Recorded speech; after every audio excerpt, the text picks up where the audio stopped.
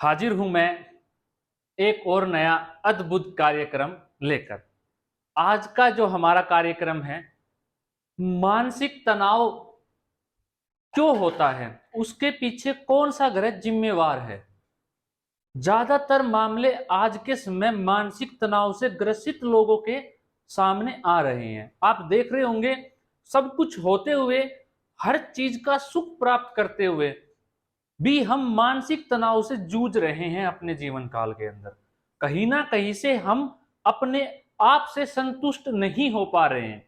हमारा मन हमारा साथ नहीं दे पा रहा है। हमारे ख्वाब बड़े होते जा रहे हैं।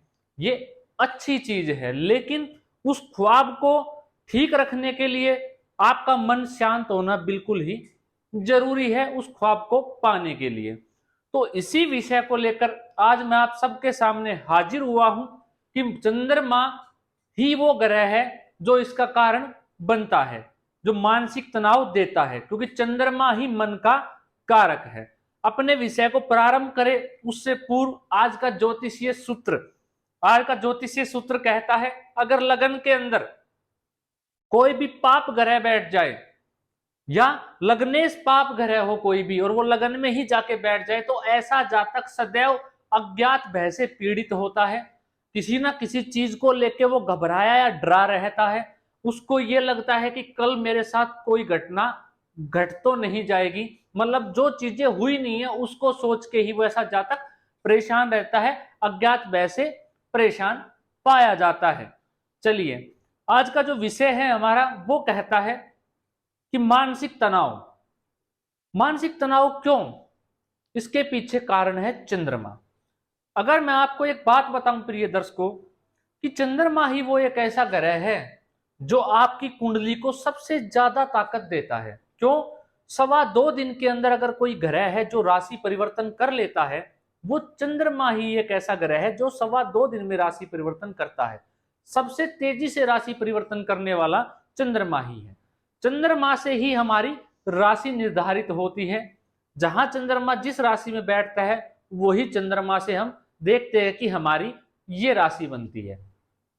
चंद्रमा ही एक ऐसा ग्रह है जो माता का सुख, चतुर्थ भाव का स्वामी, मतलब कि काल पुरुष की कुंडली से, और चौथे घर के अंदर दिग्बली पाया जाता है। चंद्रमा ही एक ऐसा ग्रह है जो मन का कारक है, जो हमारे मन को शांत रखता है, और मन शांत है तो जिंदगी में जग जीत लेता है आदमी। ये तो आप सभी जातकों को पता ही होगा। हमारे मन पे कंट्रोल होना ही बहुत बड़ी बात है। अगर मैं आपको बताऊं, शायद मैंने अपने पुराने वीडियोस में भी आपको बताया था, चंद्र कुंडली उतनी ही महत्वपूर्ण है जितनी लगन है। उसके पीछे रीजन यही है, जो हमारी लगन कुंडली होती है वो हमारा शरीर होता है, और जो चंद्र कुंडली है वो हमारा मन होता है। हमारे मन से ही हमारा शरीर कंट्रोल होता है, उसी से चलता है। तो यही चीजें हैं। आज जान लेते हैं। कुछ बोर्ड के ऊपर मैंने कुछ युतियां लिखी हुई है चंद्रमा के साथ, ये आपको समझना बेहद ही आवश्यक है। अगर चंद्रमा केतु के साथ युति कर ले लगन के अंदर, अगर चंद्रमा केतु के साथ लगन के अंदर युति कर ले, ऐसा जातक पैसों से तंग पाया जाएगा। अगर किसी पाप ग्रह की दृष्टि हो जाए तो, अन्यथा पाप ग्रह की दृष्टि नहीं है, सिर्फ युति है चंद्रमा केतु की, और चंद्रमा और बुध की युति है, सूर्य और चंद्रमा की युति है, तो ऐसा जातक मानसिक रूप से बेहद ही परेशान देखा जाता है। चिड़चिड़ा ऐसे जातक का स्वभाव हो जाता है। उसको बीपी की समस्या भी उसके शरीर के अंदर देखी जाती है। कंसंट्रेशन ऐसे जातक का कमजोर हो जाता है। सोचने की क्षमता कमजोर होती चली जाती है। ऐसा जातक अज्ञात भय से परेशान पाया जाता है। उसके मन में कहीं ना कहीं डर और एक भय हमेशा लगा ही रहता है कि कल को मेरे साथ ये कोई घटना ना घट जाए। और चंद्रमा के साथ केतु की युति हो तो ऐसा जातक स्वयं से बातें करने वाला होता है, अकेलेपन में अपने आप से सबसे ज्यादा बातें करता है, और ऐसे जातक की माता का स्वास्थ्य भी खराब ही देखा जाता है। ये चंद्रमा पे केतु की युति के मैंने बताया। चंद्रमा और बुध की युति अगर जन्म कुंडली के अंदर 12वें घर में हो, प्रिय दर्शकों ये बात मेरी याद रखिएगा, लगन कोई भी हो सकता है, लेकिन चंद्रमा जो मैं आपको बता रहा हूं, ये युति जन्म कुंडली में कहीं भी हो, चंद्रमा और बुध जो है वो, लगन कोई भी हो सकता है, लेकिन जो भाव है वो 12वां ही रहना चाहिए। और लगन कोई भी हो सकता है। चंद्रमा और केतु की युति पहले ही घर में होनी चाहिए, मतलब लगन के अंदर होनी चाहिए।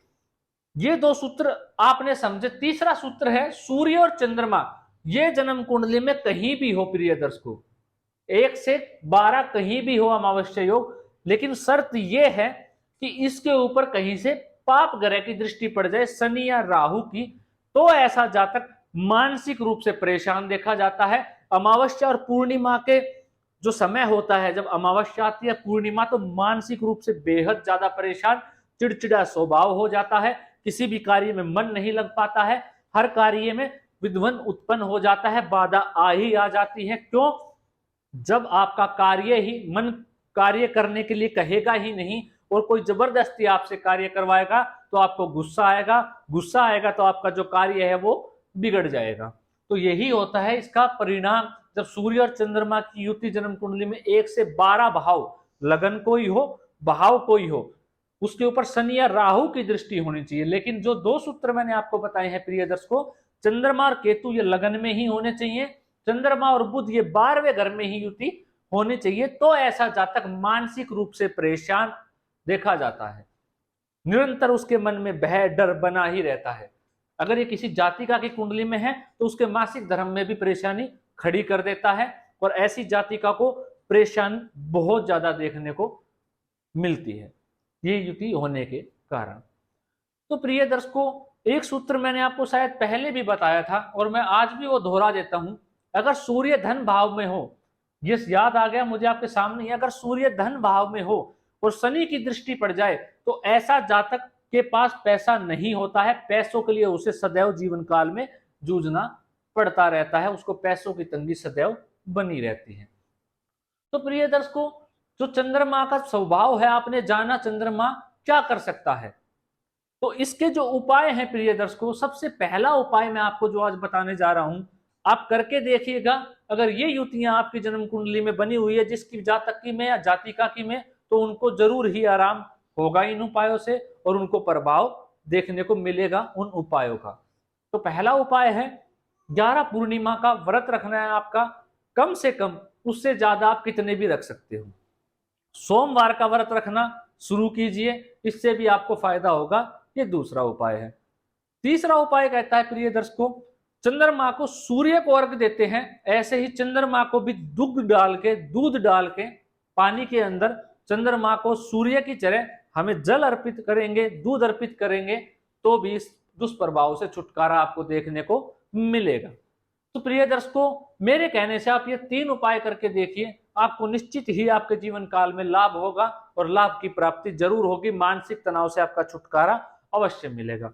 चौथा उपाय प्रिय दर्शकों, अगर आपकी कुंडली के अंदर चंद्रमा कारक है, अगर आपकी जन्म कुंडली के अंदर चंद्रमा कारक है, तो आप एक मोती बनवा के सोने के अंदर पहली उंगली में धारण कर लीजिए, तर्जनी उंगली जिसे इंडेक्स फिंगर भी कहते हैं।